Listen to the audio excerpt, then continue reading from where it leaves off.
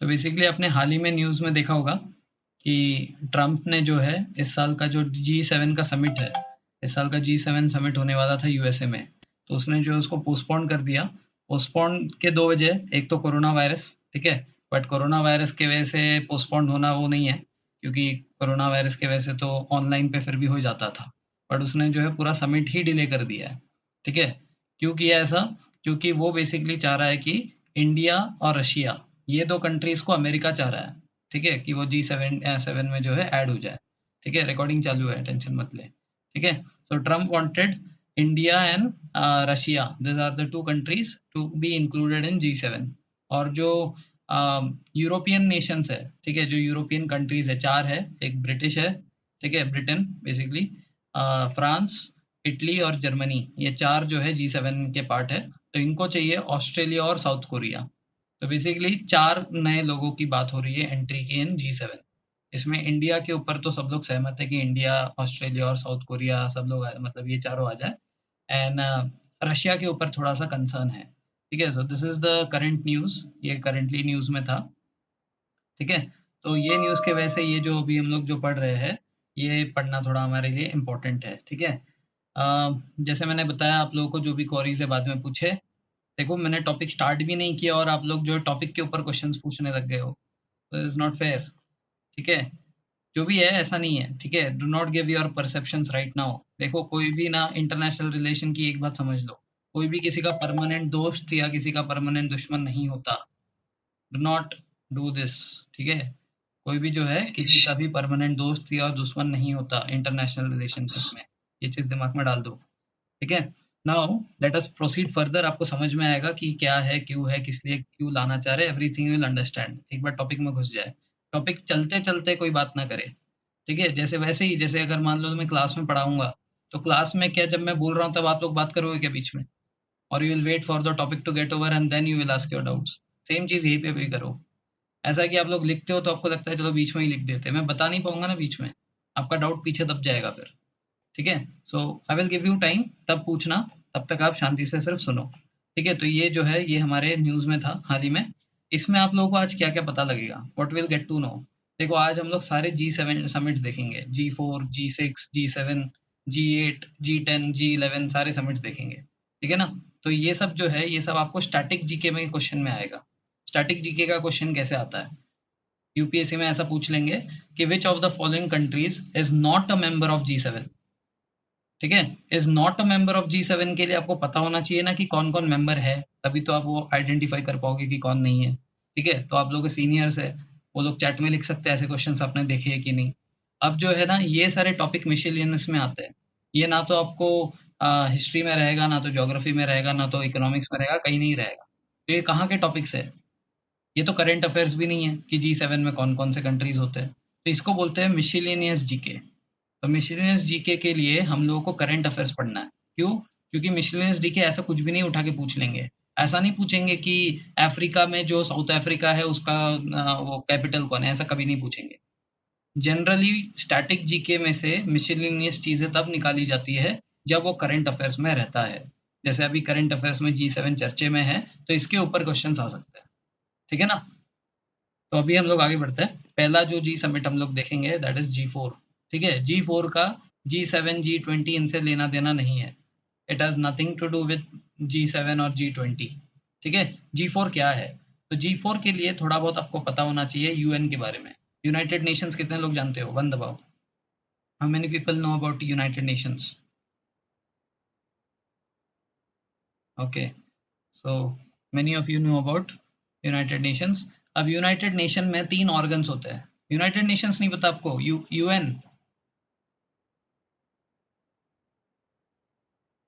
UN के बारे में पता होगा ना सबको?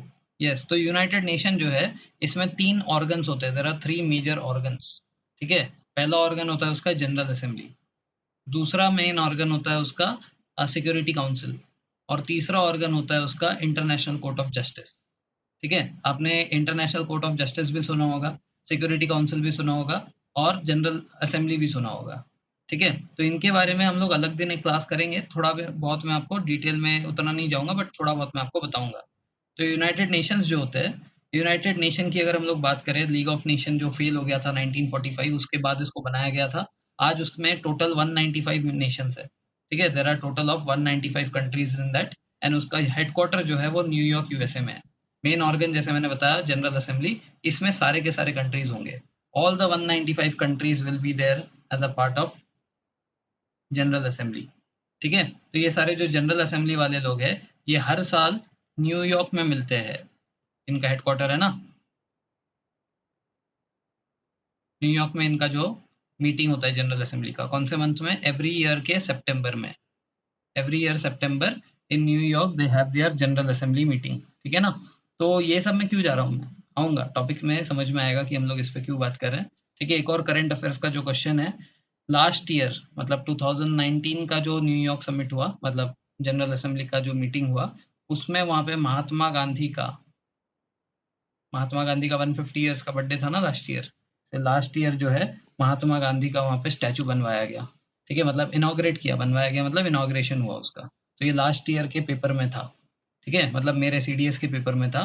तो आप लोगों को एनडीए में भी पूछा जा सकता है, ठीक है, कि ये जो रिसेंटली महात्मा गांधी का जो स्टैचू है, ये कहाँ पे इनॉग्रेट हुआ है, ठीक है। So this was inaugurated in 2019 September in New York, in front of the United Nations headquarter, ठीक है ना। तो जनरल असेंबली के बारे में ज़्यादा चर्चा नहीं करनी है हमें। जनरल असेंबली में सारे लोग होते हैं, एंड इसमें जो है एक रोटेशन बेसिस पे एक वो बनता है, क्या बोलते हैं, प्रेसिडेंट बनाया जाता है। That is not the main thing. Main thing is about the security council, क्योंकि हम लोग क्या पढ़ रहे हैं, G4 पढ़ रहे हैं। इसका किससे लेना देना है? इसका सिक्योरिटी काउंसिल से लेना देना है। क्या लेना देना है? सिक्योरिटी काउंसिल में 15 मेंबर्स होते हैं, ठीक है ना। इसमें से 5 मेंबर परमानेंट होते हैं और 10 मेंबर नॉन परमानेंट होते हैं, ठीक है ना। तो ये जो परमानेंट मेंबर्स है, ये परमानेंट मेंबर में यूएसए है, फ्रांस है, रशिया है, चाइना है, और मेरे ख्याल से ब्रिटेन है, यूके, ठीक है। This are the 5 permanent members of united का, ये क्या बोलते हैं, सिक्योरिटी काउंसिल। इसको बोलते हैं UNSC. What we call it, UNSC, united nation security council. अब ये जो 5 परमानेंट मेंबर्स है, इनका पावर बहुत ज़्यादा होता है, they have a very high power, ठीक है। ये जो 10 नॉन परमानेंट मेंबर्स है, इनका पावर काफ़ी रिलेटिवली कम रहता है। बट कोई भी जब भी फैसला लिया जाता है, ठीक है, यूनाइटेड नेशंस के सिक्योरिटी काउंसिल में जब भी कोई फैसला लिया जाएगा, उसके लिए 2/3 की मेजॉरिटी चाहिए होगी। You will require a 2/3 majority, जिसमें पाँचों ये जो परमानेंट मेंबर्स हैं, इनका 100% मेजॉरिटी चाहिए। इनमें से अगर कोई एक भी मना कर देगा, तो फिर वो जो फैसला लिया जा रहा है वो खारिज हो जाएगा। इसको बोलते हैं एब्सोल्यूट वेटो, ठीक है ना। वेटो पावर सुना होगा। तो ये जो 5 कंट्रीज है इसमें, this 5 countries have absolute veto for any kind of thing. कोई भी डिसीजन लेने में इनका एब्सोल्यूट वेटो होगा। अगर इन लोगों ने ना बोला, एक ने भी, तो वो चीज़ ना हो जाएगी, ठीक है ना। तो बात ये है कि इंडिया जो है, इंडिया बहुत समय से, ठीक है ना, 14 साल से, 14 ईयर्स से वो एक नॉन परमानेंट मेंबर है, ठीक है ना। और 14 ईयर्स, क्योंकि हर बार जब मेंबर बनाते हैं नॉन परमानेंट, वो 2-2 साल के लिए रहता है। और every 2 years the members are non permanent, ठीक है। तो लास्ट इंडिया 2011 और 2012, ठीक है ना। लास्ट मतलब 14 में से लास्ट टाइम जब इंडिया नॉन परमानेंट मेंबर था, वो था 2011 से 2012, ये पूरा टर्म 2011 टू 12, 12 टू 13, ऐसा, ठीक है। उसके बाद से इंडिया जो है उसमें नॉन परमानेंट मेंबर भी नहीं है, ठीक है। तो अभी क्या बात हो रही है? अभी बात हो रही है कि ये जो 5 मेंबर्स है परमानेंट वाले, इसमें इंडिया को भी परमानेंट मेंबरशिप देकर 6 मेंबर्स की बात हो रही थी, ठीक है ना। They wanted to make India the 6th permanent member. But उसमें क्या है, 4 लोग मान रहे हैं, ठीक है, यूके, यूएस, फ्रांस और यूके, यूएस, फ्रांस और परमानेंट मेंबर कौन था? यूके, रशिया यूएस, रशिया हाँ रशिया, हाँ राइट। ये जो 4 है, ये 4 उसमें मान रहे हैं। सिर्फ चाइना जो है, ये भी उसमें परमानेंट है। तो ये चाइना उसमें इंडिया को परमानेंट मेंबरशिप देने के लिए नहीं मान रहा है, ठीक है ना। तो जैसे इंडिया एक परमानेंट मेंबर बनना चाह रहा है, वैसे ही 4 कंट्रीज है ऐसे वर्ल्ड में। There are 4 countries who want to become permanent. कौन-कौन है ये? जापान है, जर्मनी है, ठीक है, ब्राज़ील है और इंडिया है। ये जो 4 कंट्रीज मैंने बात की, जापान, जर्मनी, ब्राज़ील और इंडिया, ये लोग एक दूसरे को सपोर्ट करते रहते हैं यूनाइटेड नेशन के सिक्योरिटी काउंसिल में परमानेंट मेंबरशिप के लिए। जब भी बात होती है, ठीक है, व्हेनेवर दे टॉक अबाउट, ठीक है, बिकमिंग अ परमानेंट मेंबर, ये 4 लोग एक दूसरे को सपोर्ट करते हैं। इंडिया जो है जापान को सपोर्ट करता है, जापान ब्राज़ील को सपोर्ट करता है, ऐसे एक दूसरे को सपोर्ट करते हैं। तो इनका जो ग्रुप बना है, that group is known as G4, ठीक है ना? तो G4 क्या है? इसमें इंडिया, जापान, जर्मनी, ब्राज़ील, ये 2005 में एस्टेब्लिश हुआ था। ये क्या करते हैं? ये यूनाइटेड नेशंस के सिक्योरिटी काउंसिल में परमानेंट मेंबरशिप के लिए एक दूसरे को बैकिंग करते रहते हैं, ठीक है ना? This is why it was formed, ठीक है? ये समझ में आया? तो इंडिया का लास्ट टर्म कब था यूनाइटेड नेशंस के नॉन परमानेंट में? इन 2012 टू 11 टू 12 टर्म, 11 से 12, 12 से 13 वाले टर्म में 7 टर्म इंडिया ने पूरे किए हैं, क्योंकि हर टर्म 2-2 साल का रहता है, तो 14 ईयर्स होता है, ठीक है? तो India have been a non permanent member for long period, ठीक है? एक्चुअल में अगर आपको पता है, ये मैंने कई बार क्लास में बताया है, सीनियर्स को पता होगा, ठीक है? इंडिया को 1949 में परमानेंट मेंबरशिप ऑफर हुई थी, ठीक है? इन 1949 India was considered for a permanent membership among the 5 Nations, ठीक है? 5 5th नेशन इंडिया होता। बट उस टाइम पे हमारे जो पंडित जवाहरलाल नेहरू जी थे, उन्होंने कहा कि हम लोग जो है, हम अपने आप को इस काबिल नहीं मानते, इसलिए हम चाहते हैं कि हमारे जो एकदम काबिल दोस्त चाइना है, इनको वो परमानेंट सीट दी जाए। It is because of Pandit Jawaharlal Nehru ji that the permanent seat in the united nation security council was given to China, ठीक है ना? तो कई लोगों को पता होगा ये बात। How many of you know this?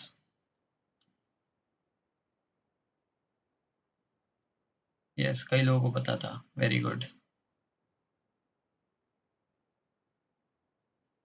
देखो, फिर से कोई एक डाउट पूछ लिया। देखो, मैंने उस दिन बताया था आप लोगों को कि जब 1 वाला फ्लो आता है, व्हेन पीपल आर राइटिंग 1, उस टाइम पे अपना डाउट मत बीच में डाल दिया करो। फिर क्या होगा ना, अभी इतने सारे 1 को छोड़कर मुझे ऊपर जाके वो डाउट देखना पड़ेगा। तो आप क्या किया करो ना, डाउट है, कोई दिक्कत नहीं, पूछो। कब पूछो? ये 1 सारे जो भी लिखना चाहते हो उनको 1 लिख लेने दो। जब वो 1 लिखना शांत हो जाए, तब अपना डाउट आराम से डाल दो, ताकि वो मेरे नज़र में आए। वरना कई बार वो डाउट निकल जाएगा ऊपर ही। ये तो मैंने देख लिया, ठीक है? सर, किसी परमानेंट मेंबर को हटा नहीं सकते क्या चाइना के कोविड की वजह से? नहीं, ऐसा नहीं हो सकता ना। देखो, एक तो ये अपने पास कोई प्रूफ भी नहीं है, कोई भी कंट्री के पास ये प्रूफ नहीं है कि ये उन्हीं से फैला है। वो स्टार्टिंग पॉइंट था, बट उन्हीं से फैला है, इसका कोई पक्का सबूत नहीं है। इवन दो मालूम सबको है, एवरीवन नोज, बट बिना सबूत के कैसे कुछ करे, ठीक है ना? तो हटाया जा सकता है, ऐसा नहीं कि नहीं हटाया जा सकता, बट कोई भी ऐसे, मतलब इस आधार पे नहीं कि तुमने कोरोना फैलाया तुमको निकाल दिया, ऐसा नहीं हो सकता, ठीक है ना? उसके लिए कोई पक्का वो चाहिए। There has to be a very strong rigid, क्या बोलते हैं उसको, एविडेंस, तब जाकर हम लोग उसको कुछ कर सकते हैं। अगर ये साबित कर पाए कि चाइना ने जो है इसको जानबूझकर मैन मेड तरीके से बनाकर लोगों को, मतलब as a biological weapon use करके लोगों को ऐसे कोरोना वायरस करवाया है, ये अगर प्रूफ हो गया तो 100% निकाल सकते हैं। बट इसको प्रूव नहीं किया जा सकता। No one can prove this, ठीक है? तो उनको ऐसे हटाना मुश्किल है। ठीक है? सो इसीलिए G4 नेशंस बना है। G4 क्लियर हो गया सबको? So what is G4? G4 is basically a group of members who want to become permanent in the UNSC, ठीक है? यूनाइटेड नेशन सिक्योरिटी काउंसिल में। ठीक है? कितने लोगों को ये क्लियर हो गया?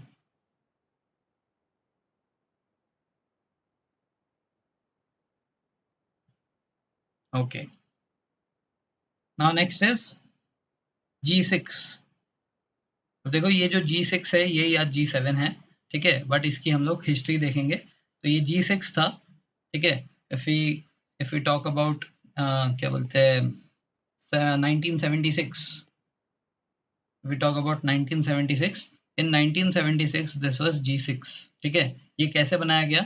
इसके लिए सिर्फ डेवलप्ड कंट्रीज लिए गए, ठीक है? सिर्फ डेवलप्ड कंट्रीज जो है, वही सिर्फ G6 का पार्ट बन सकते थे, ठीक है? आज के डेट में भी कुछ ऐसा ही है, लेकिन आज क्या बोला जा रहा है? आज बोला जा रहा है कि हम लोग बिगेस्ट इकोनॉमीज को भी लेंगे। It is not a compulsion कि वो डेवलप कंट्री हो, हम लोग बिगेस्ट इकोनॉमी को लेंगे, एंड इंडिया का जो इकोनॉमी है वो 5th लार्जेस्ट है वर्ल्ड में, ठीक है? तो India's economy right now is in 5th position, ठीक है? तो दैट इज व्हाई इंडिया को भी हम लोग one of the biggest economies of the world में मान सकते हैं। दैट इज व्हाई इसलिए इंडिया को इसमें इंक्लूड किया जा सकता है। ठीक है, तो इसके ओरिजिनल मेंबर्स कौन थे? Who were the original members? USA, UK, France, Italy, Germany and Japan. ये जो है ये इसके ओरिजिनल मेंबर्स थे, किसके? G6 के। लेकिन उसके बाद जस्ट उसी साल, ठीक है, उसी साल जब ये ओरिजिनल मेंबर्स का फर्स्ट मीटिंग हुआ, पहला मीटिंग 1976 में, उसी साल में इन लोगों ने कनाडा को भी इनवाइट कर लिया, जिसके बाद ये G6 से G7 हो गया। ठीक है, तो ये 6 लोगों ने जिन्होंने स्टार्ट किया था, उन लोगों ने अपने पहले ही मीटिंग में कनाडा को इनविटेशन दिया, एंड कनाडा भी इसीलिए आप बोल सकते हो कि 1976 से ही मेंबर है, बट फाउंडिंग मेंबर्स नहीं है। फाउंडिंग मेंबर ये 6 है, जिसको G6 बोलते थे। उसी से बाद में कनाडा जुड़ा 76 में, जिसके बाद वो G7 हुआ। ठीक है ना? So this is G6। इसमें क्या क्या याद रखना है? याद ये रखना है कि ये biggest economies of the world, जो कि डेवलप कंट्रीज पहले थे और आज के डेट में biggest economies of the world कहलाए जाते हैं, सिर्फ उनको अलाउ करेंगे। इसके बाद क्या हुआ? G8 बना। उस टाइम पे भी यूएस ने उनको बैकिंग किया था, ठीक है, रशिया को G7 से G8 बनाने के लिए। इन्होंने 1977 में G7 से G8 बनाने के लिए ज्वाइन किया। ठीक है ना? तो from G7 it became G8 in 1977 after the joining of Russia. Now Rohit Teli has a very valid doubt. ठीक है, एवरीवन नोज अबाउट इट कि यूएस और यूएसएसआर, इन दोनों में एनिमिटी थी, ये दोनों एक दूसरे के एनिमीज थे। ठीक है ना? इनके बारे में आपने कोल्ड वॉर भी पढ़ा होगा, जो कि कब से कब तक चला? 1945 after the second world war से लेकर 1991 तक चला। बट 1991 में क्या हुआ? यूएसएसआर जो है स्प्लिट हो गया, यूएसएसआर खत्म हो गया और रशिया बन गया। जब वो रशिया बना ना, तो बेसिकली उन्होंने अपनी हार जब मान ली कि ठीक है, हम तुमको मान लेते कि US is the super power, उस टाइम पे इन लोगों का जब डिसइंटीग्रेशन किया गया, यूएसएसआर को तोड़कर रशिया छोटा बन गया, उस टाइम पे यूएस ने जो है इनको प्रोटेक्शन देने के लिए बात की थी। USSR is going to get, मतलब basically now the Russia is going to get protection from the US. ठीक है, तो उन लोगों के ऊपर अभी फालतू में कभी हमला नहीं होगा। और इन लोगों ने एक ट्रीटी साइन की हुई है, इन दोनों के बीच में एक ट्रीटी है कि रशिया जो है, ये जब भी चाहेगा, ये अमेरिका के ऊपर एरियल रूट से आकर हमेशा देख सकता है कि उनके क्या क्या आर्म्स एंड एम्यूनेशन तैयार हो रहे हैं। सिमिलरली यूएसए भी जो है, ये भी रशिया के पास जाकर एरियल सर्वे करके आ सकता है कि इनके पास क्या क्या आर्म्स एंड एम्यूनेशन तैयार हो रहा है। ये एक ट्रीटी बनी है इनके बीच में, डिफेंस ट्रीटी, ताकि ये एक दूसरे के खिलाफ वापस से कभी युद्ध ना करे। तो that is why in today's time it is not as such कि अभी जो है यूएस और रशिया दुश्मन है, ऐसा नहीं है।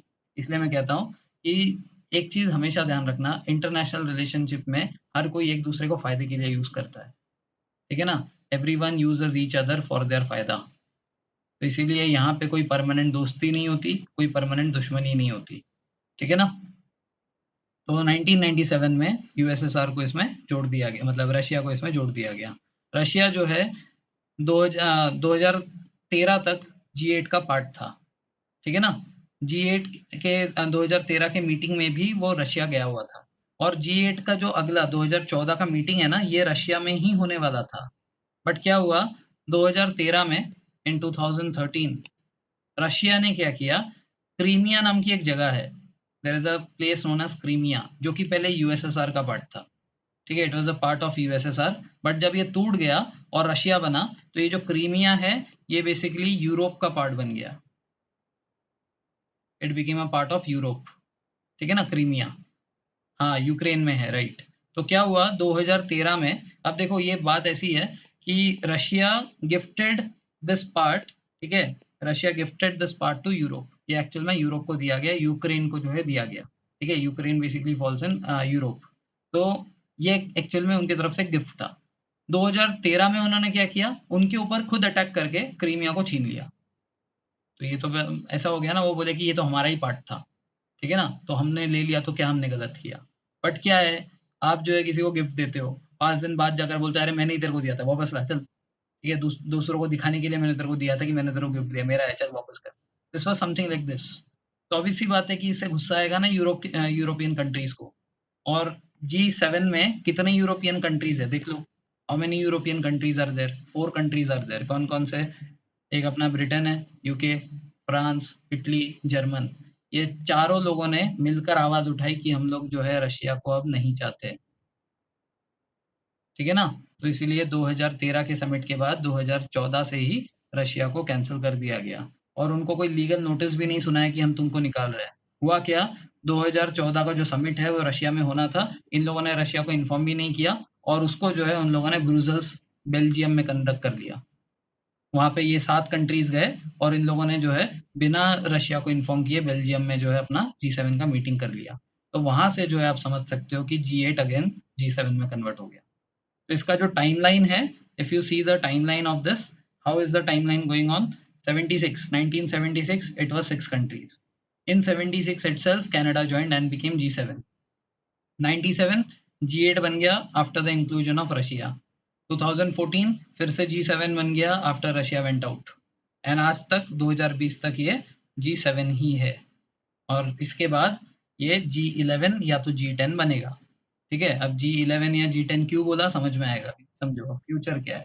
Now the future is that, जैसे प्रपोजल दिया है सबसे पहले डोनाल्ड ट्रम्प ने ही दिया है कि हम लोग इंडिया और रशिया को चाहते हैं और फिर जो है यूरोपियन कंट्रीज ने बोला हम लोग जो है इंडिया, ऑस्ट्रेलिया और साउथ कोरिया को चाहते हैं, तो उन लोगों ने रशिया का नाम नहीं लिया। ठीक है ना, तो बेसिकली रशिया के खिलाफ ये चारों कंट्रीज अब भी है, चारों यूरोपियन कंट्रीज जो है रशिया को नहीं चाहता, प्लस कनाडा भी नहीं चाहता। ठीक है ना, क्योंकि कनाडा की और रशिया की आइडियोलॉजीज टोटली मतलब 100% डिफरेंट है, दोनों एकदम उल्टा सोचते हैं। इसलिए जो है रशिया को 5 कंट्रीज नहीं चाहते। Who are the 5 countries? जो चारों यूरोपियन हो गए वो चारे और अपना कनाडा। ठीक है ना, तो उसको सपोर्ट ही नहीं है बेसिकली। जापान न्यूट्रल है, जापान कुछ बोल नहीं रहा और यूएसए मदद चाहता है, मतलब यूएसए चाहता है कि रशिया आ जाए। ठीक है, तो basically this is how the story is. इसीलिए काफी चांसेस है कि रशिया नहीं इंक्लूड होगा। ठीक है, इसीलिए इसका जो फ्यूचर है ये नहीं इंक्लूड होने के चांसेस ज़्यादा है, क्योंकि G7 के 5 कंट्रीज नहीं चाहेंगे तो फिर रशिया आएगा कहाँ से? बट कोई भी इन तीनों के ऊपर ऑब्जेक्शन नहीं उठा रहा है। कौन तीन? इंडिया, ऑस्ट्रेलिया और साउथ कोरिया। ये तीनों को जो है इंक्लूड करने की बात की जा रही है। ठीक है, so now the future is going to be either this G7 will become G10, जिसकी प्रोबेबिलिटी ज़्यादा है, चांसेस ज़्यादा है, और it will become G11 after if Russia is included, but इसके चांसेस कम है। तो आप मान के चलो कि मोस्टली G10 बनने वाला है। ठीक है ना, अब जो है 2020 के अगर हम लोग समिट की बात करें तो 2020 में जो G7 का मीटिंग होने वाला था, ये होने वाला था यूएसए में। और आपको पता है एक मजे की बात क्या है, ये लास्ट ईयर मैंने मतलब G7 में इंडिया के चांसेस है, चांसेस क्या, 100% India is going to be a part of it. ठीक है, एंड वो सब G7 नहीं, फिर वो G10 हो जाएगा। 10 तो होने ही वाला है, ये 10 तो 100% श्योर है कि होगा, 11 की श्योरिटी नहीं है। ठीक है, इंक्लूड होके क्या मिलेगा वो बताता हूँ मैं, इंक्लूड होके क्या मिलेगा दैट विल सी। ठीक है, अब ये देखो, मजे की बात जो मैं बता रहा था आपको, 2019 में इसका जो समिट हुआ था फ्रांस में। ठीक है ना, तब के करंट अफेयर्स में मैंने पढ़ाया था आपको 11th को भी और 12th को भी, जो सीनियर्स है वो पता होंगे उनको। एंड तभी हमने बात की थी कि 2020 में ये जो समिट है ये यूएसए में होने वाला है, ये डोनाल्ड ट्रम्प ने मीटिंग के दौरान में बोला था। और डोनाल्ड ट्रम्प ने पता है क्या बोला था? डोनाल्ड ट्रम्प ने बोला था कि ये मीटिंग जो है मेरे घर के कोर्ट यार्ड में बैठ के करेंगे। तभी देखो कोरोना वोरोना के कोई चांसेस नहीं थे, but he still said that कि we are going to have this meeting sitting in the court of my room, of my house. ठीक है, मतलब उसकी बात कहीं ना कहीं सच हो गई। अभी देखो, अभी 2020 में अगर इसका मीटिंग होता, ये उसके घर में बैठ के ही करना पड़ता उसको। ठीक है, तो I don't know whether it is a coincident और whether it was known to people, तो इसीलिए इसको प्रेडिक्ट करना बहुत मुश्किल हो रहा है कि ये जो कोरोना है ये क्या है एक्चुअल में। Is it a pre planned action of the whole world? ठीक है, आप बोले सर यूएस में तो सबसे ज्यादा हुआ है तो उन लोगों ने कैसे प्लानिंग किया, ऐसा कुछ नहीं होता। ठीक है, देखो मरने वाले सिर्फ आम आदमी होते हैं और कोई नहीं होता। मरने वाले में ये बड़े बड़े लोग कभी नहीं मरते। ठीक है, तो प्लानिंग कुछ भी किया जा सकता है, we do not know, international relation बहुत खराब चीज़ होती है। ठीक है ना, ऊपर ऊपर से जैसा दिखता है वैसा नहीं होता अंदर से। तो पता नहीं, मेरे को ऐसा लगता है कि ये प्री प्लान्ड है सभी की, बहुत सारे कंट्रीज इसमें मिले हुए हैं। What ever, that is my personal opinion, बाहर नहीं बता सकते इसको। ओके, सो एनीवेज, तो व्हाट इज दिस G7 और G10 और G11 वॉट एवर जो होने वाला है वो करने क्या वाला है? ये जो है ये इकोनॉमिक स्टेबिलिटी की बात करते हैं। और फिर क्या होता है, ये जो सारे मेंबर्स कंट्री होंगे, ठीक है, जो भी G10 के पार्ट होंगे, इन मेंबर कंट्री के बीच में बहुत सारा FTA बनता है।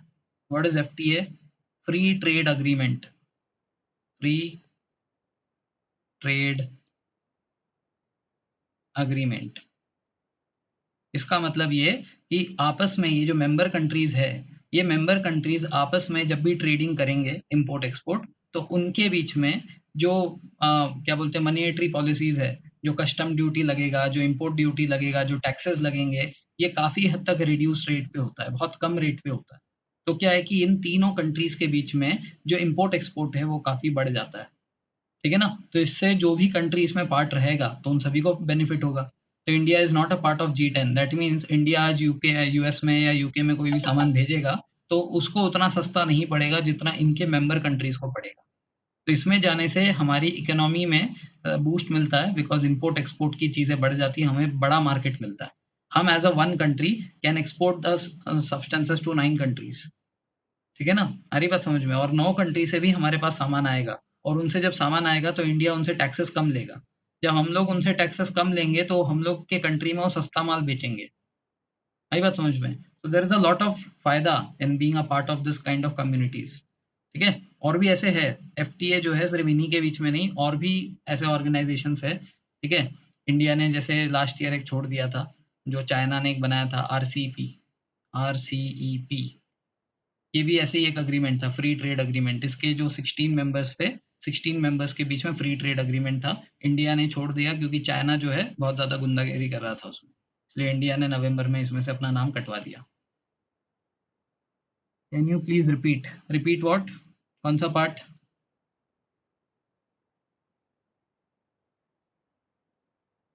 कौन सा पार्ट आप चाहते हो मैं रिपीट करूँ? अभी मैं ये बता रहा था, एफटीए वाला free trade agreement, free full form of RCEP, regional comprehensive economic program. फायदा के साथ नुकसान भी है, जैसे फायदा के साथ नुकसान क्या रहेगा इसमें?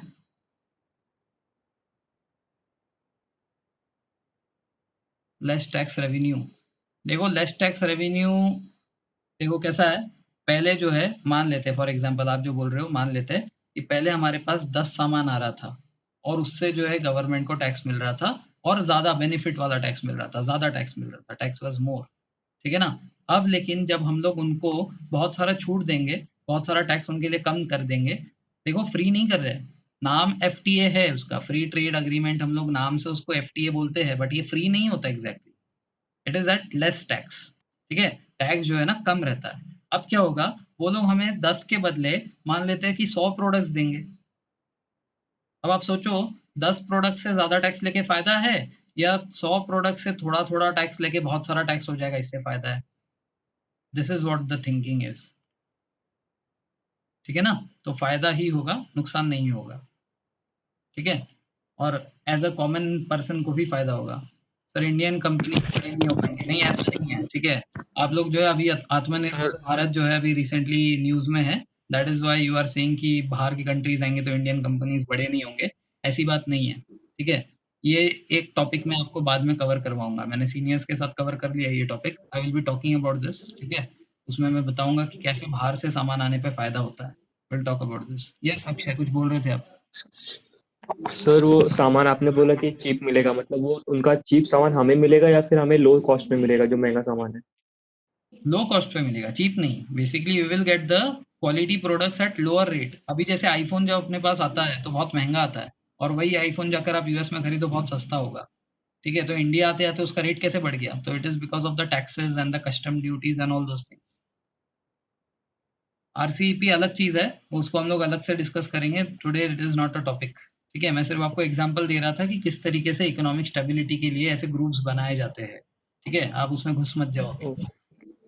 Next is okay sir. Political factors. हम लोग क्या करते हैं, हम लोग पॉलिटिकल फैक्टर्स की बात करें, मतलब बेसिकली क्या होगा कि हम लोग ये कोशिश करेंगे कि हमारे यहाँ पे हमारा गवर्नमेंट स्टेबल कैसे बने, और स्टेबल बनने के लिए G7 में या G10 जब बन जाएगा तो उसमें वहाँ पे अपने गवर्नमेंटल चीज़ों को स्ट्रेंथन करने के लिए पॉलिसीज डिस्कस की जाए, कि हम 10 कंट्रीज मिलके ये पॉलिसी अपनाते हैं ताकि हमारे कंट्री में पॉलिटिकल स्टेबिलिटी मेंटेन रहे।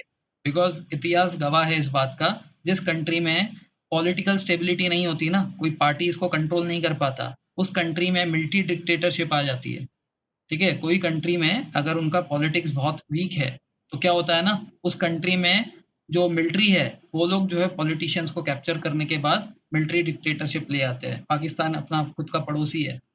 हाँ, लाइक पाकिस्तान एग्जैक्टली। पाकिस्तान एक लाइफ एग्जांपल है जिसमें पॉलिटिकल स्टेबिलिटी ना होने के कारण वो मेरे ख्याल से कितना 10-11 साल तक कंटिन्यूअसली वो मिलिट्री डिक्टेटरशिप में रहा था। और पैचेस में ऐसे बहुत बार हुआ है।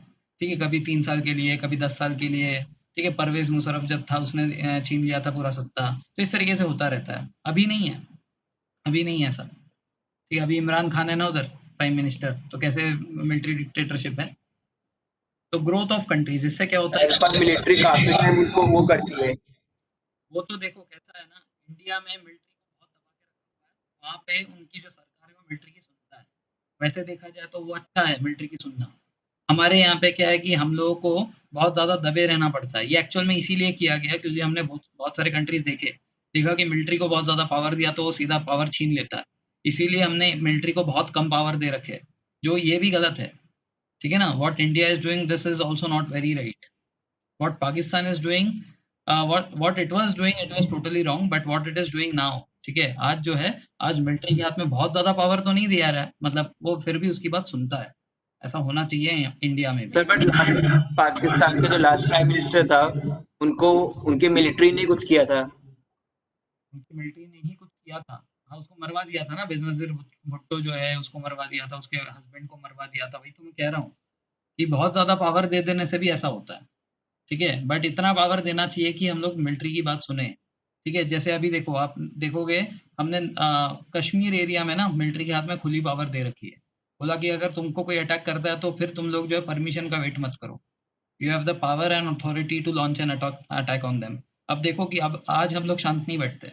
अगर वहां से क्रॉस फायरिंग वायलेशन होता है, सीज फायर वायलेशन होता है, तो हम भी तुरंत जवाब देते हैं। पहले क्या होता था ना, वो उसका जो परमिशन जो है मिनिस्ट्री ऑफ डिफेंस में आता था। फिर जो है वो अजीत डोभाल जो अपना सेक्रेटरी है, डिफेंस सेक्रेटरी, उसको पूछता था। फिर वो जो है मोदी जी को पूछते थे, मतलब पीएम को पूछते थे। और फिर जो है उनको वहाँ पे परमिशन मिलता था कि हाँ चलो तुम भी फायर कर दो। तब तक यहाँ पे आधे लोग मर चुके। तो ऐसा जो है वो भी सही नहीं था। Now this free freedom is given but only in Kashmir area. ठीक है, और वैसे ही मेरे ख्याल से नॉर्थ ईस्ट में भी कभी कभार मिलता है, कभी कभार, अभी 100% नहीं किया। ऐसे जो है मिलिट्री के पास कुछ पावर होने चाहिए कि अगर आपके ऊपर कोई अटैक करे तो आप जो है अब परमिशन का वेट मत करो। एटलीस्ट आपको वहां पे मार मतलब लड़ने के लिए रखा गया तो आप सीधे लड़ो। This power should be given. वो हमारे इंडिया में नहीं था बहुत समय तक। ठीक है, वो हमारा मुद्दा नहीं है। मुद्दा क्या था कि हमारा G10 क्या करता है। G10 जो है पॉलिटिकल फैक्टर्स के ऊपर काम करता है। ये लोग पॉलिटिकल स्टेबिलिटी कैसे मेंटेन रहेगी उसके ऊपर चर्चा करते हैं। देन ग्रोथ ऑफ कंट्रीज, ये लोग क्या कर चाहते हैं कि हमारे पास जो 10 कंट्रीज है, ये 10 कंट्रीज को हम लोग एक दूसरे को सपोर्ट करें और सभी का क्या बोलते हैं वो, सबके सबका साथ सबका विकास, वैसे बेसिकली उनका भी वही मुद्दा है कि सबके साथ मिलकर हम लोग सभी लोग ग्रो करें। एंड इससे जो है हम लोग ट्रेड रिलेशनशिप भी बनाते हैं एक दूसरे के साथ। All the 10 countries will have trade relationship with them amongst them, जिससे इकोनॉमिक स्टेबिलिटी आ जाएगी। ठीक है ना? ये मैंने नीचे बता ही दिया आपको कि यूएस में जो है इस साल का वो होने वाला था, समिट होने वाला था 2020 का। ठीक है, अभी थोड़ा पोस्टपोन्ड हुआ है, कब होगा पता नहीं। बट 2021 में जो है ये ब्रिटेन में होने वाला है। Now this is important. 2020 का समिट किधर होगा? ब्रिटेन में होगा। By then it is possible कि वो तब तक G10 बन चुका होगा। ठीक है ना? जब तक ये ब्रिटेन में होगा अगले साल, तब तक पॉसिबिलिटी है कि it will not remain G7। It would have been becoming G10 by then. ठीक है, अब क्या है ना, क्योंकि ये अगले साल 2021 में ब्रिटेन में होने वाला है, इसीलिए ब्रिटेन का जो प्राइम मिनिस्टर है बोरिस जॉनसन, इन्होंने जो है इस साल एक ऐलान किया of creating a D10। What is D10? D यहाँ पे है डेमोक्रेटिक, डेमोक्रेटिक 10। ठीक है, तो ये जो D10 है ये एक्चुअल में होने क्या वाला है। जो हमारे G10 कंट्रीज है ना, अभी हमने जिसकी बात की, अभी का currently G7 plus India, Australia और साउथ कोरिया। ठीक है ना? देखो अभी वो G10 तो बोल नहीं सकता, तो अभी इसने क्या बोला, इसने क्या प्रपोजल दिया, बोला कि हम जो है एक डेमोक्रेटिक 10 का समिट बनाना चाहते हैं। इस डेमोक्रेटिक 10 में कौन होंगे? हमारे G7 वाले सारे members plus India, Australia and south Korea. And basically यही लोग जो है अगले साल तक G10 भी बनी जाएंगे। ठीक है, तो G10 बने ना बने, D10 तो बनने वाला है, डेमोक्रेटिक 10। ठीक है ना? अब इसमें एक चाल है, क्या चाल है मैं बताऊंगा, थोड़े समझ में आ जाएगा आपको। ठीक है, अब देखो ये जो इंसान है बोरिस जॉनसन, इसने ये क्यों किया, इसके पीछे तो राज जो भी है, इसने डेमोक्रेटिक 10 क्यों बोला? देखो डेमोक्रेटिक 10 से इनको दो लोगों को जिसको कभी भी G7 में या G10 में नहीं डालना है वो आउट हो जाएंगे। एक चाइना कभी नहीं आ पाएगा। क्यों नहीं आ पाएगा? ये 100% कम्युनिस्ट कंट्री है। They will never be forming a democratic alliance. ठीक है ना? तो जो कम्युनिस्ट कंट्री चाइना है ये कभी नहीं आ पाएगा। दूसरा रशिया में भी कम्युनिज्म होता है, रशिया भी नहीं आ पाएगा। तो इसकी जो है ये इसका एकदम खतरनाक प्लानिंग था कि अगर मैंने इसको डेमोक्रेटिक बोल दिया, ये दोनों कंट्रीज कभी भी कम्युनिज्म छोड़ेंगे नहीं और कभी भी इसमें आएंगे नहीं। बाकी और कोई भी आ जाए मुझे फर्क नहीं पड़ता, बट चाइना रशिया तो 100% कभी नहीं आएगा। This is why he made this democratic 10 alliance, वरना तो G7 में ही बात कर ले, G10 के अलायंस में ही बात कर लेते। ठीक है, बट G10 में क्या है, जैसे रशिया को अभी लाने की बात हो रही है वैसे कभी हो सकता है बाद में चाइना को भी लाने की बात कर लेंगे। ठीक है, तो इसीलिए क्या है कि G10 में ऐसा कुछ नहीं है कि इसमें सिर्फ डेमोक्रेटिक कंट्रीज ही होंगे, कम्युनिस्ट नहीं होंगे, ऐसा कोई बात नहीं है। बट क्या है, D10 में तो 100% ऐसे ही रहेगा ना जिंदगी भर। तो that is why created D10। Now why did he create this? Because इसका सीधा जो नाता है, South Korea is democratic, yes South Korea is democratic. देखो कैसा है ना, दो कोरियाज है, एक है नॉर्थ कोरिया, एक है साउथ कोरिया। उस दिन अगर आपने मैप में देखा होगा ये चाइना से एकदम चिपका हुआ है, तो जितना पार्ट इसका चाइना से चिपका हुआ है that is north Korea. obvious सी बात है, ऊपर नीचे दिख ही रहा है, ये नॉर्थ होगा तो नीचे साउथ होगा। ठीक है ना? तो देखो, हमने याद है बात किया था जब चाइना के लड़ाई के बारे में, जापान ने उसको कैप्चर कर लिया, ठीक है, वॉट एवर दैट वाज। ठीक है, तो it was a part of China initially, but जब इसको जापानीज ने कैप्चर कर लिया था और सेकेंड वर्ल्ड वॉर में जब जापान हार गया और जापान हारने के बाद इस जगह को फ्रीडम मिला भी, तो यहाँ के लोगों ने फिर से चाइना में जुड़ने से मना कर दिया।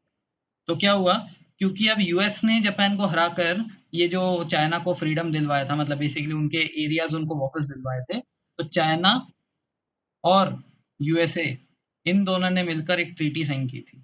इस ट्रीटी के हिसाब से नॉर्थ कोरिया जो है, north Korea will be under the influence of China, ये चाइना की तरफ से रहेगा। तो इसके ऊपर सारी अथॉरिटी चाइना की है। And south Korea will be under the influence of USA.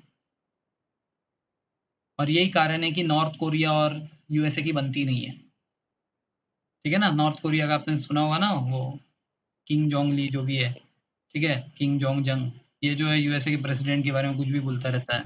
तो all this is because of that. ये अलग टॉपिक है, कभी बाद में बात करेंगे, बट ऐसा है। ठीक है, तो साउथ कोरिया इज डेमोक्रेटिक क्योंकि यूएसए भी डेमोक्रेटिक है, तो साउथ कोरिया भी डेमोक्रेटिक है। ठीक है, तो बेसिकली ये सारे जो मेंबर्स है ये D10 में आ जाएंगे। पर्पस क्या था इसका, व्हाट इज द पर्पस? देखो G7 में तो सारी बातें हो ही रही है, सारी इंपॉर्टेंट चीजें तो इधर ही हो रही है, ये सारी बातें इधर हो जाएंगी।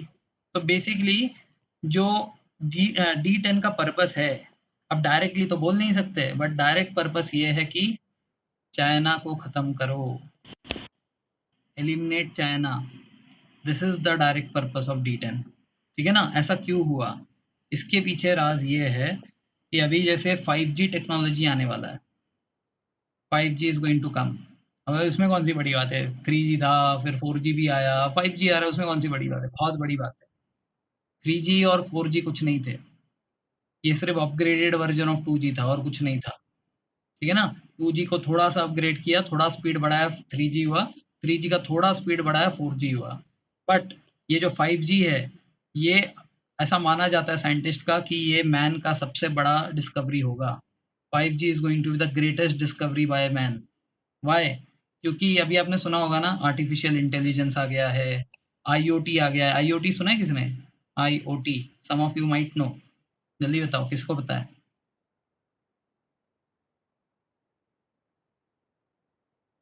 Yes right, internet of things.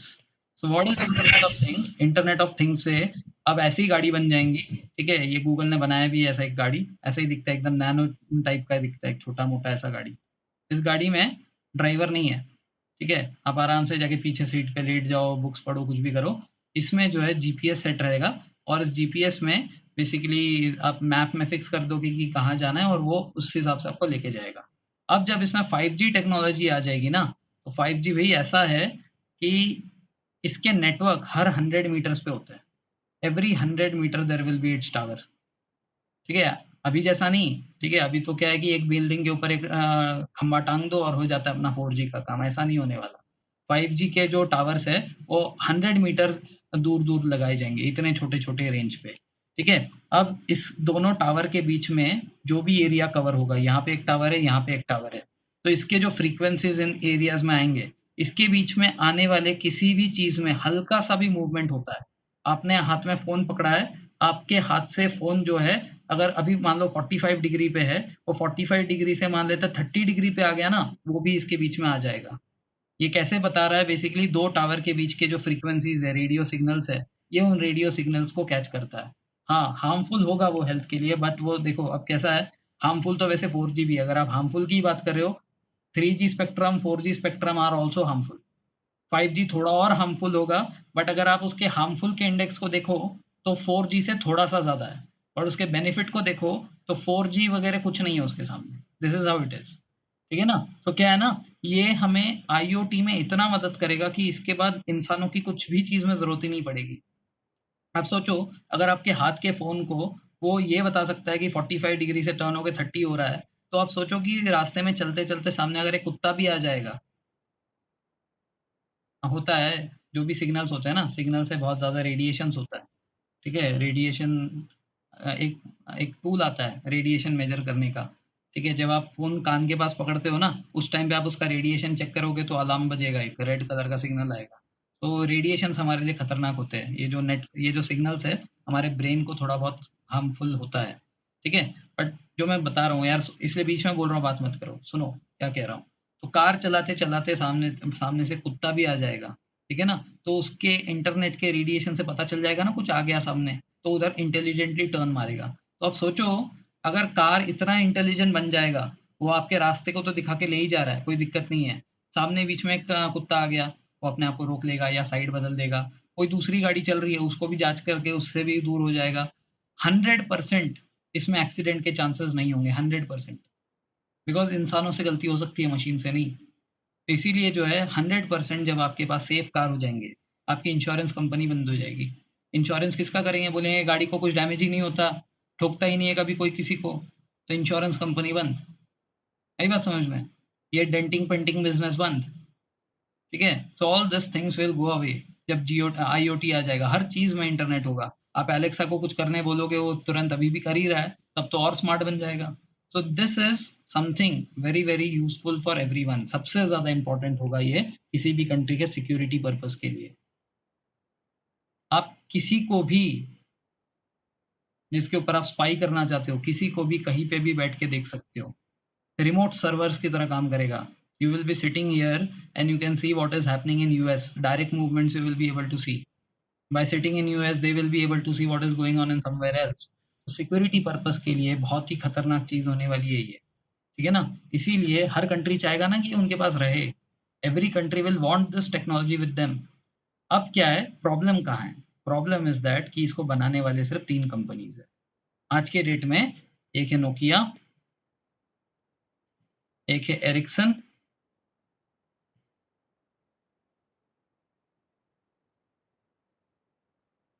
और एक है वोवाई। ये जो भी है वो, ऐसा कुछ तो है ना, वाई जो भी है, ठीक है। तो ये 3 कंट्रीज प्रेजेंटली, ये जो 5G टेक्नोलॉजी है बना रही है, इसका स्पेलिंग गलत हो सकता है, हाँ जो भी है, हाँ ठीक है ये, ठीक है। अब ये जो 3 कंट्रीज है, मतलब कंपनीज है, इसमें से ये है चाइनीज कंपनी, ठीक है। ये जो है ये चाइनीज है, और बाकी दोनों जो कंपनीज है, ये बेस्ड है ब्रिटेन में। ये ब्रिटेन बेस्ड कंपनीज है, इंग्लैंड में है ये, ठीक है ना। अब क्या है, अब जो 5G की मैंने इतना गुण गाया है इसका, ऑब्वियस सी बात है कि ये बहुत महंगा भी होगा ना, क्योंकि अगर 100 मीटर्स में आपको टावर लगाने हैं, और ऑब्वियस सी बात है वो अपने नॉर्मल टावर जैसे नहीं होंगे। अभी जैसे 4G का एक खंबा दिखाई देता है आपको, लोहे का बना हुआ, उसके ऊपर कुछ डिवाइस है, वैसा नहीं होगा। This tower is going to be very very expensive. तो इसीलिए अब ये बहुत ही महंगा होने वाला है। तो क्या हुआ कि नोकिया और एरिक्सन इसको जिस रेट में दे रहे हैं, वो इस चाइनीज कंपनी से बहुत ज्यादा है, बहुत ही ज्यादा। सही बात समझ में? तो क्या है कि अब वावाई जो कहा, ये वोवाई जो भी कंपनी है, ये कंपनी इतना चीप दे रहा है कि अब ऑप्शन ही नहीं बचा कंट्रीज के पास। अब बोले देखो हमको ये चाहिए, तो this technology is something that we want. Now Nokia और एरिक्सन जिस प्राइस में उसको दे रहे हैं, उस प्राइस में खरीदने की औकात किसी की नहीं है। अब कोई भी कंट्री ऑब्वियसली बात है सोचेगा ना पैसा बचाना है अपने को, तो उनके पास ऑप्शन नहीं बचा कि उनको फिर चाइनीज कंपनी के पास जाना ही पड़ेगा। इसीलिए अब देखो अगर सब लोग Huawei के पास चले गए, चाइनीज कंपनी से अगर खरीद लिया, तो जो ब्रिटेन में बेस्ड ये 2 कंपनियाँ डूब जाएँगी, और ये जब कंपनी डूबेगी तो एक लॉस ब्रिटेन को भी होगा। एक तो इमेज पे, दूसरा टैक्स पे। तो बेसिकली ब्रिटेन अपने आप को भी बचाना चाह रहा है, कि वो नहीं चाहता कि सारी जो टेक्नोलॉजी है, वो सब लोग जाकर Huawei से खरीद ले और सारे कंट्रीज़ उसके उसके पास ना आएँ। ठीक है ना? This is why he has made this G10, जिसके उसके 2 ही रीज़न्स हैं। There are only 2 reasons for this. क्या पर्पस है? पहला तो to stop the growing influence of the Chinese. ठीक है? ये जो चाइना का जो पूरा इन्फ्लुएंस है, ग्रोइंग इन्फ्लुएंस चाइना का पूरे वर्ल्ड पे, इसको पहले तो खत्म करना है। और दूसरा, एक अल्टरनेटिव ढूँढना है, ठीक है? जिससे वो लोग अपना 5G का जो इक्विपमेंट है, ये वहाँ पे मैन्युफैक्चर करके, मतलब ये जो नोकिया और एरिक्सन कंपनी है, ये इसको मैन्युफैक्चर करके पूरे दुनिया में दे सके। आज के करंट रेट पे ये पॉसिबल नहीं है, क्योंकि आज यूएस भी जो है, they are in talks with Huawei। बट कल ही न्यूज़ पढ़ा मैंने, कल का ही न्यूज़ है कि उन लोगों ने जो है, ब्राज़ील ने लीड किया, और उसके बाद यूएस ने भी बोला, दिस टू कंपनी सेड कि हम लोग Huawei से डील 5G के लिए बिल्कुल नहीं करेंगे। बिकॉज़ उनको दिख रहा है कि अगर D10 बन गया तो इसके ऊपर कुछ ना कुछ फैसला आ जाएगा, एंड हम लोग जो है कोई ना कोई सॉल्यूशन निकाल ही लेंगे कि हमें उनके साथ खरीदने की ज़रूरत ना पड़े। ठीक है? देखो यार, इतने डाउट्स पूछ रहे हो ना तुम लोग क्लास के बीच में, क्या बोलूँ मैं? चलो देखता हूँ क्या-क्या लिखा है। दिव्यांशु ने लिखा है, "हुवाई पे तो यूएस ने केस कर दिया है।" ये सिर्फ़ किया था मोबाइल के लिए, 5G के लिए नहीं, ठीक है? That is a different case, वो अलग चीज़ था। But sir doing such a thing will need a lot of time. हाँ, अब वही तो, उसी की तो बात करनी है आज। ठीक है? उसीलिए तो आज हम लोग क्लास में पढ़ रहे हैं इस टॉपिक को। तो आज देखो, ये 5G टेक्नोलॉजी हम लोग एम्ब्रेस करना चाहते हैं, ठीक है? इसके ऊपर काम बन गया है। देखो ऐसा नहीं है कि ये बना नहीं है, it will take a lot of time, क्योंकि आज हम लोग इसको खरीद नहीं पा रहे हैं। अगर ये सस्ता होता तो आज ही खरीद लेते, 2021 से ही चालू हो जाता। बट अभी हमें इसका अल्टरनेटिव ढूँढना है, ताकि हमें Huawei से ना खरीदना पड़े। फिर उसको जो है बनाना है, और फिर जो है वो हम लोग दुनिया में ला पाएँगे। ओके, चलो डाउट टाइम, पहले तुम्हारे डाउट ही क्लियर करता हूँ। जितने डाउट है अभी पूछो, उसके बाद मैं जब टॉपिक पढ़ाऊँगा फिर नहीं पूछना, और उसके बाद में फिर से पूछना। हैकर्स का स्कोप बढ़ जाएगा, नहीं ऐसा नहीं होगा। ये टेक्नोलॉजी क्या सबके हाथ में आ जाएगा ये? नहीं होगा ऐसा, ठीक है? Everyone will not get it in their hands, और वो उतना ईज़िली परचेसेबल भी नहीं होगा, ठीक है? हमारे लिए भी बहुत महँगा होने वाला है वो। देखो आज आपके प्लान्स जो है, आज 200-300 रुपए में लोग मरते रहते हैं, इसे रिचार्ज करूँ, नहीं करूँ। सोचो वो जो है ना, साल भर का जितने का प्लान है ना, उतना 1 महीने का प्लान आने वाला है तब। ठीक है? ऑब्वियस सी बात है, उसकी टेक्नोलॉजी बहुत महँगी होने वाली है। उसके बाद, if this happens it will lead to massive unemployment. इसीलिए तो मैं कह रहा हूँ कि भाई समझ जाओ कि जब ये सारी चीज़ें आएँगी, इसमें देखो मैसिव अनएम्प्लॉयमेंट किसके लिए होगा? मैकेनिकल इंजीनियर्स जो काम कर रहे हैं, प्रोडक्शन इंजीनियर्स जो काम कर रहे हैं, ये सबकी ज़रूरत नहीं पड़ेगी। किसकी ज़रूरत पड़ेगी? जो इस टेक्नोलॉजी को बना सके। कंप्यूटर इंजीनियर्स, आईटी इंजीनियर्स, ठीक है? फिर साइबर सिक्योरिटी। देखो जब हर चीज़ कंप्यूटर पे होने लगेगा, तो साइबर क्राइम्स बढ़ेंगे ना? और कोई भी कंपनी नहीं चाहेगा कि उनका डेटा चोरी हो, उसके लिए होता है cyber security. This is going to get a lot of provisions then. Computer engineering करने व सब सारे लोगों को जॉब नहीं मिलेंगे, जो कंप्यूटर इंजीनियरिंग करके आर्टिफिशियल इंटेलिजेंस, क्लाउड कंप्यूटिंग, ये सब जो भी फ़ील्ड्स में जाएँगे लोग, उनको फिर भी थोड़ा बहुत कुछ मिलेगा। थोड़ा बहुत नहीं, काफ़ी अच्छा ही कुछ मिलेगा। ठीक है ना? They will be able to do something in their field. ठीक है?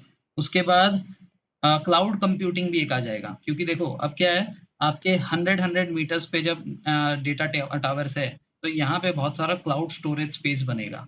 जैसे हमारा टेलीग्राम है, टेलीग्राम में मैं जो भी चीज़ें डाल रहा हूँ, स्टोर हो रही है ना? आप इसको चाहे फ़ोन में लो, ना ही लो, कोई मान लेते हैं आज भी ग्रुप जॉइन कर रहा है, तो उसको पीछे का सारा डेटा मिल रहा है मेरे बिना भेजे भी, तो कहाँ स्टोर हुआ है वो? किसी के फ़ोन में थोड़ी स्टोर हुआ है। कहाँ स्टोर हुआ है? क्लाउड में हुआ है। तो टेलीग्राम जो है आपको इतना डेटा दे रहा है। गूगल ड्राइव जो है, ये आपको 15 जीबी का डेटा देता है। तो all all this are cloud computing, ये सब में स्कोप रहेगा। इन सब में अनएम्प्लॉयमेंट नहीं होगा। इसीलिए अपने आप को जो है अभी इसके आगे, और अभी देखो ये कोरोना वायरस के बाद तो अनएम्प्लॉयमेंट का रेट ऐसे भी बढ़ने वाला है। So whosoever is going to get ahead now, ठीक है? जो भी आगे फील्ड में जाएँगे, उनको जो इन फील्ड में पढ़ना पड़ेगा। तब जाकर को स्कोप रहेगा, वरना सारे स्कोप खत्म। किसी का अनम्यूट है, म्यूट कर लो। सत्यम, सत्यम प्लीज म्यूट।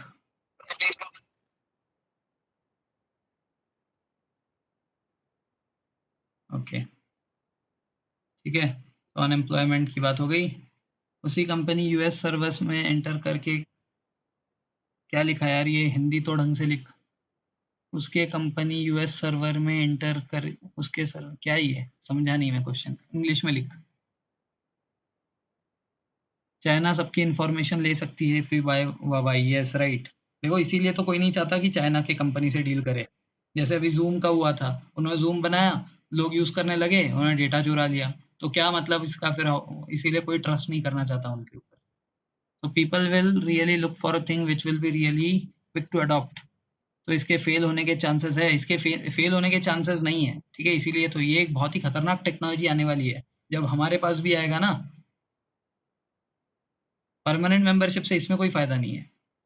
परमानेंट मेंबरशिप इसके लिए नहीं होता, ठीक है। बताऊंगा इसका कब फायदा है, उसको मैं बताऊंगा आपको।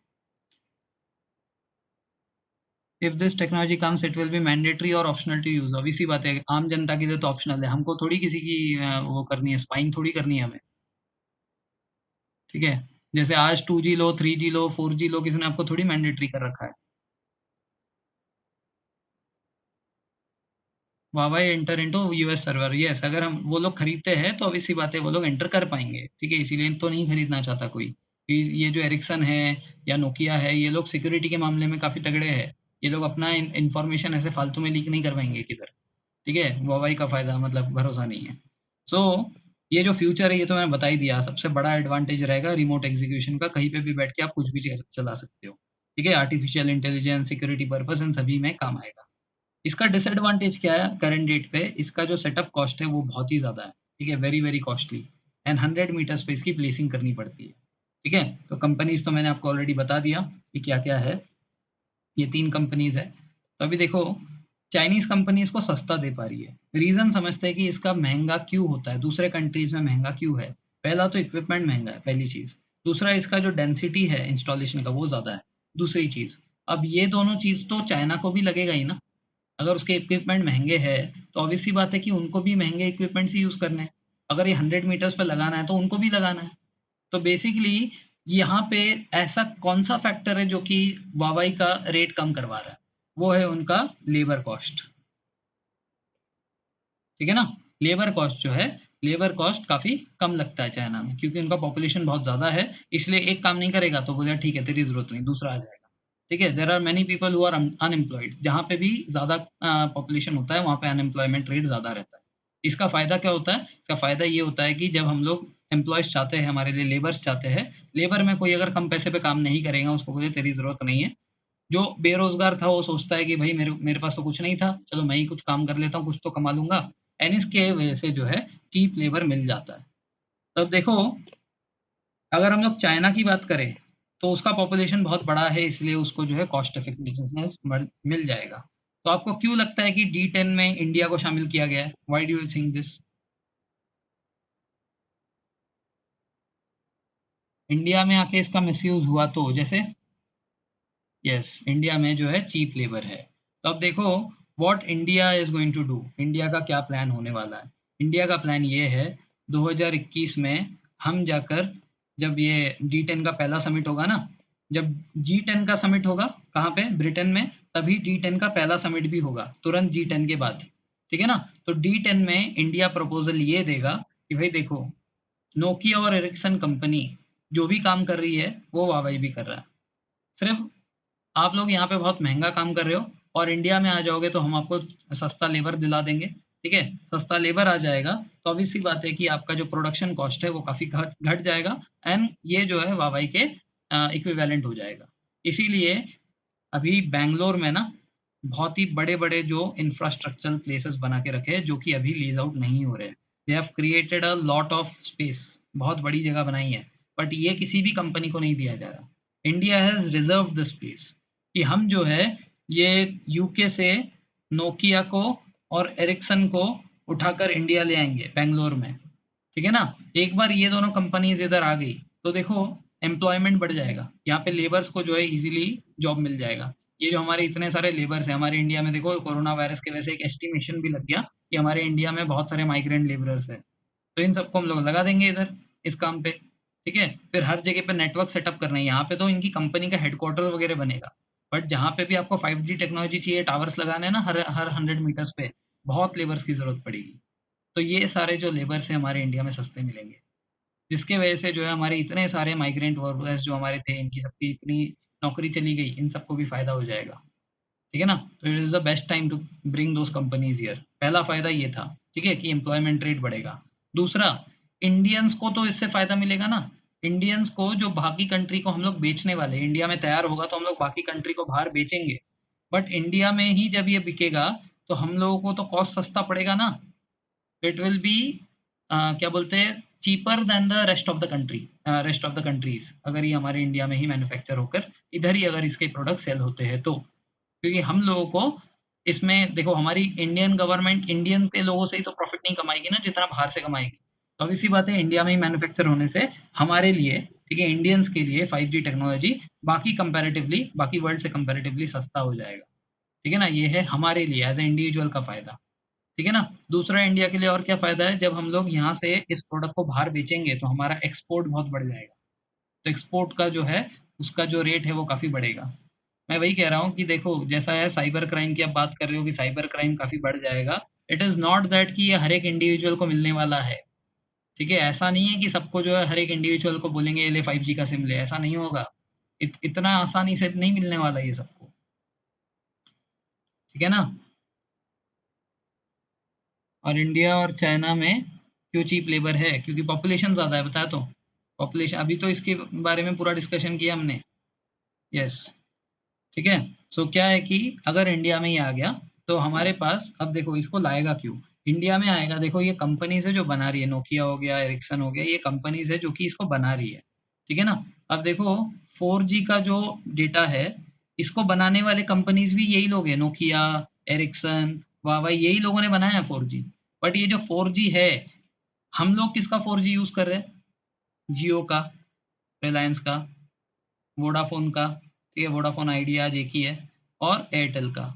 तो इनको बोलते हैं कैरियर, जो इन 4G टेक्नोलॉजी को कैरी करके लोगों तक पहुंचाते हैं, इसको बोलते हैं कैरियर, ठीक है ना।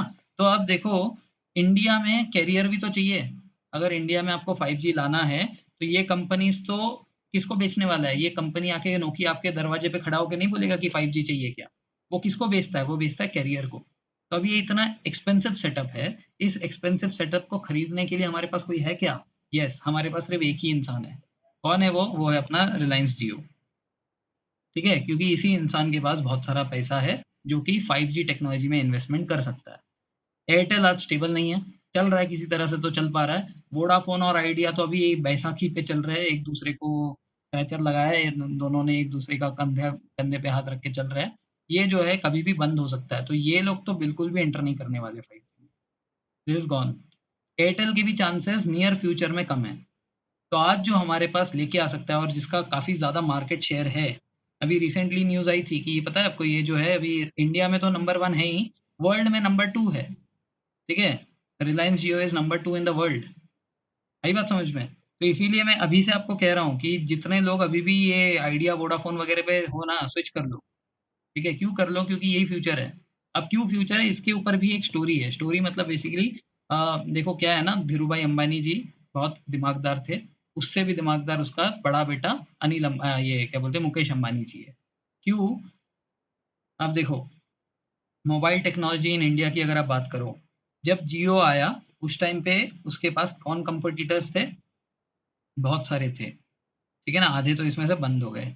आइडिया एक तरफ है, वोडाफोन एक तरफ है, एयरटेल एक तरफ है, एयरसेल एक था, ठीक है ना। एयरसेल भी एक था, आपको याद होगा, बीएसएनएल है। ये सारे मार्केट प्लेयर्स थे। अब ये सारे मार्केट प्लेयर्स जो है बहुत पुराने हैं, जिनके पास 1G, 2G, 3G और 4G सभी की टेक्नोलॉजी है। अब इन लोगों ने इन सारे टेक्नोलॉजीज के ऊपर इन्वेस्ट कर रखा है ना। डोकोमो, हाँ, टाटा का था बेसिकली, हाँ, डोकोमो वाज ऑफ टाटा। तो इन सारे लोगों ने, जो पुराने खिलाड़ी है, इन सभी ने 1G पे भी इन्वेस्टमेंट किया था, 2G पे भी किया, 3G पे भी किया और 4G पे भी किया, ठीक है ना। और रिलायंस जब आया, इसने कुछ नहीं किया, इसने सिर्फ 4G पे किया, इसके पास 3G भी नहीं है, ठीक है ना। दैट मीन्स इनका इन्वेस्टमेंट, ये सारे पुराने खिलाड़ियों का इनका इन्वेस्टमेंट और जियो के इन्वेस्टमेंट में बहुत ज़्यादा अंतर होगा।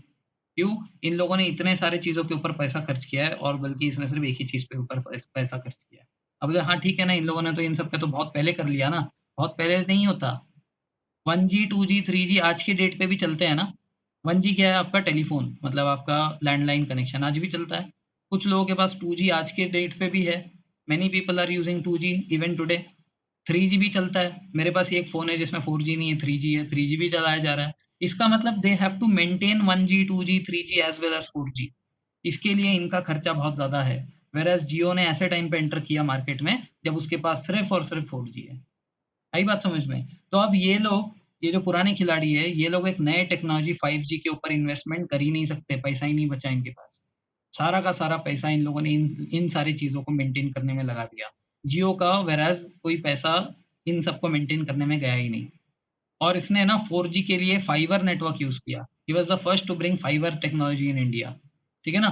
फाइबर नेटवर्क के ऊपर मेंटेनेंस कॉस्ट सबसे कम आता है। इसके वजह से ही जियो इतना सस्ता दे पाता है और बाकी सारे लोग इतना सस्ता कभी नहीं दे पा रहे थे। ठीक है ना? इन लोगों ने तो ट्राई से भीख माँग-माँग कर जो है जियो को थोड़ा महँगा करवाया क्योंकि वो लोगों का कॉम्पिटिशन ब्रेक हो रहा था। वरना जियो इतना महँगा नहीं करता। आज के जो प्लान्स हैं, आप भी देखोगे ना ₹50 सस्ता ही है दूसरों से। Why? Because he is using fibre. ज़्यादा मेंटेनेंस कॉस्ट नहीं है।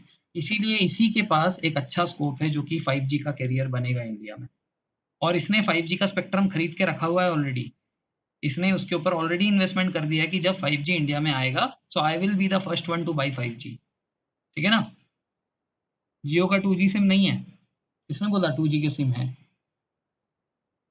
जियो का 2G नहीं चलता है। इन्वेस्टमेंट ही नहीं किया उसने।